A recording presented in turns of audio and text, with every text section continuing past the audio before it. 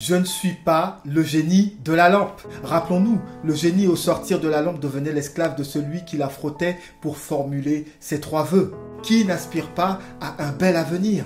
Loin d'être un génie sorti d'une lampe, Dieu, tel que décrit dans la Bible, exauce plusieurs de nos prières.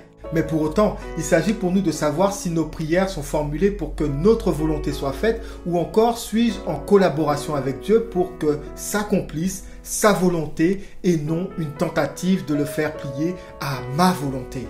Dieu n'étant pas l'esclave d'une lampe, il réserve généralement 3 types de réponses aux prières que nous lui adressons. Oui, non, attends.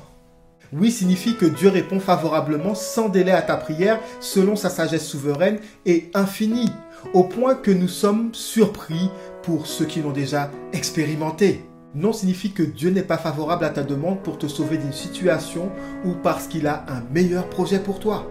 Attends signifie que Dieu a prévu de te répondre favorablement à ce que tu as demandé, mais il attend le temps convenable et t'invite à faire preuve de patience. Lorsque nous attendons patiemment, nous démontrons que nous croyons aux promesses divines lorsqu'il dit de demander et qu'il accomplira. Par la foi, nous croyons que Dieu tiendra parole. Mais faisons un pas de plus pour bien comprendre ce que ma prière implique. Nous pouvons le lire dans Jean 15 au verset 7. Si vous demeurez en moi et que mes paroles demeurent en vous, demandez ce que vous voudrez et cela vous sera accordé.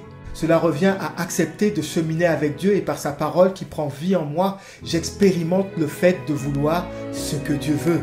Ma prière change d'orientation et n'est plus égocentrique. Elle prend en compte la vie de notre Dieu créateur dans un état d'esprit de confiance acquise par des gouttes d'expérience induites par une intime collaboration. En effet, demeurer chez quelqu'un suggère entrer dans son intimité, partager, écouter, soutenir dans les bons comme dans les mauvais moments, mais aussi informer, sensibiliser, motiver. Les réponses de Dieu, quelles qu'elles soient, me permettent de cultiver l'empathie pour l'autre. Dieu ne souhaite pas être un génie de la lampe pour toi, mais il veut être ton intime collaborateur dont la vie compte. Plus qu'un ami à qui tu demanderais son avis sur un projet ou une initiative qui te tient à cœur, Dieu te répond, mais il te répond en vérité et pour ton bien, par amour pour toi. Tout cela contribue à polir notre caractère au fur et à mesure que nous marchons et parlons avec Dieu, jusqu'à ce qu'il devienne notre unique influenceur par l'influence de son Saint-Esprit que Dieu donne au nom de Jésus-Christ. Jean 14, verset 26 le confirme. Que le Seigneur dirige nos cœurs vers l'amour de Dieu et vers la patience du Christ.